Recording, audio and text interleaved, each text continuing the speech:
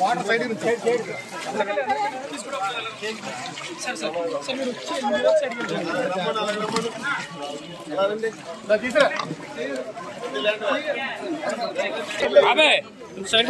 సైడ్కి వచ్చావు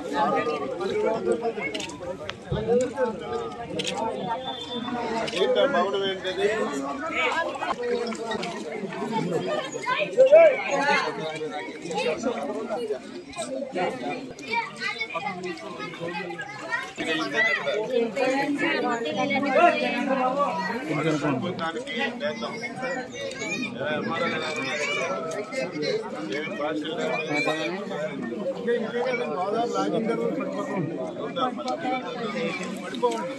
మీకు ఈ వారం రోజులు పనులే ఉండవు కదా, భోజనం తినడానికి బియ్యము, ఉల్లిపాయలు, కాయలు అన్నీ అందే కదా. మిగతావన్నీ చూస్తాం, ఇంకా చూద్దాం. ఇంక ఇవాళ రేపట్లో చూసి మాట్లాడే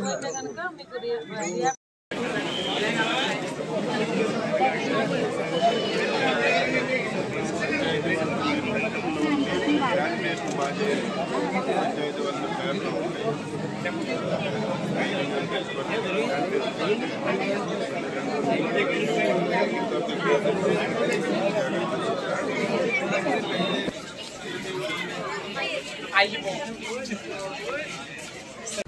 ఇంతలోనే విపత్తు వచ్చింది. గోదావరి నది ఉప్పొంగింది. దానివల్ల అటు వెస్ట్ గోదావరి, ఈస్ట్ గోదావరిలో చాలా ప్రాంతాలు ముంపుకు గురయ్యాయి.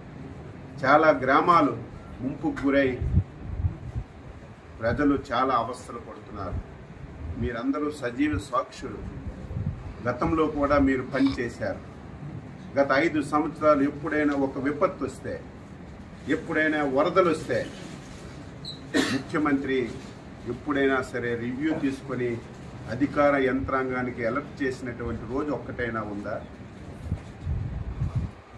ఆ రోజు 5 సంవత్సరాల్లో ఒక మంత్రి అయినా, ఒక అధికారి అయినా గ్రామాలకు వెళ్ళి పేదవాడికి పలకరించినటువంటి దాఖలాలు ఎక్కడైనా ఉందా?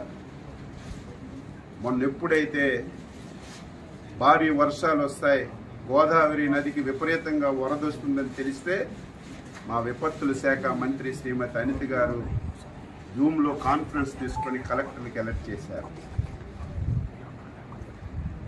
ఏవైతే ముంపు ప్రాంతాలు ఉన్నాయో, ముంపు మండలాలు ఉన్నాయో అధికార యంత్రాంగానికి అప్రమత్తం చేసి ఏ ఒక్క ప్రాణ నష్టం జరగకూడదు, వారందరికీ సురక్షిత ప్రాంతాలకి తరలించడమే కాదు, మీరు చూశారు గతంలో వరదొస్తే తరలించి వారికి బస్తాల్లాగా ఒక స్కూల్లోనో కొట్లోనో పెట్టేయడమే తప్ప ప్రభుత్వాలు చూడక ఆర్తనాదాలు విన్నాం.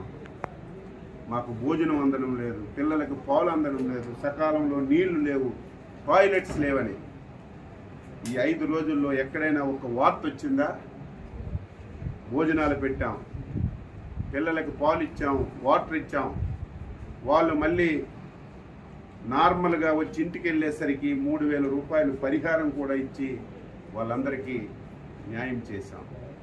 ఈరోజు ఈ 2-3 జిల్లాలు తిరుగుతుంటే గత ప్రభుత్వం పాపాల వల్ల ఏవైతే పురాతనమైనటువంటి కాలువలు ఉన్నాయో, గెడ్డలున్నాయో 5 సంవత్సరాలు గాలికి వదిలేశారు. కనీస స్థాయిలో మెయింటెనెన్స్ చేయలేదు. కనీసం ఒక తట్టెడు మట్టి తీసి ఆ కాలువలో ఉన్నటువంటి అడ్డు కూడా తీయకపోవడం వల్ల నిన్న వచ్చినటువంటి వరదలకి ఆ కాలువలు పొంగి 1000 ఎకరాలు రైతు పెట్టినటువంటి పంట పూర్తిగా నాశనం అయిపోయింది. ఈరోజు చంద్రబాబు నాయుడు గారు అసెంబ్లీలో ప్రకటించారు, మా మంత్రుల బృందానికి పంపిస్తున్నాం, నష్టపోయినటువంటి రైతాంగానికి పలకరించడమే కాకుండా ఎవరైతే పునరావాస కేంద్రాల్లో ఉన్నారో వాళ్ళ దగ్గరికి వెళ్ళి వాళ్ళకి అన్ని సదుపాయాలు అందుతున్నాయో లేదో చూసి రైతాంగానికి ఏ విధంగా మళ్ళీ సహకారం ఇవ్వాలో అన్నీ తెలుసుకొని నాకు చెప్పండి. నేను రైతుల పట్ల చాలా ఉదారంగా ఉన్నాను. అవసరమైతే ఒక పైసా ఎక్కువ ఇచ్చైనా రైతులు కష్టాలు తీర్చి వారు రుణం తీర్చుకుంటానని స్పష్టంగా ముఖ్యమంత్రి గారు చెప్పడం వల్ల మేము బృందాలుగా వచ్చి తిరిగాము.